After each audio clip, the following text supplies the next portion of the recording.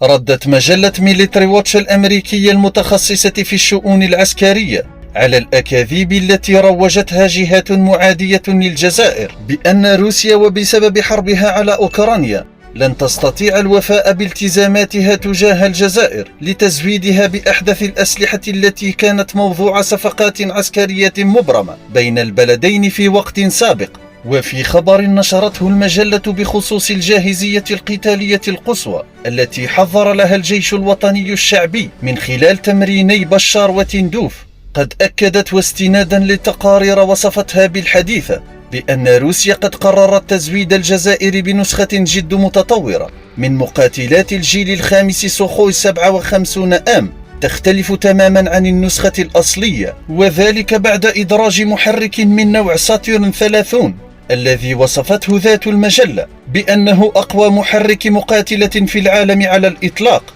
ما يجعل النسخة الجزائرية تتميز بقدرة تحمل كافية لضرب أهداف في معظم أنحاء أوروبا وأداء واجبات الدفاع الجوي حتى من القواعد العسكرية المتواجدة في الجنوب الجزائري على حد تعبيرها. وأبرزت ميليتري ووتش أن محرك ساتيرن أو زحل 30 سيجعل النسخة الموجهة للجزائر تفتك المرتبة الأولى من ناحية القوة، والتي يحتلها حاليا محرك اف 135 المستخدم لتشغيل المقاتلة الأمريكية أحادية المحرك اف 35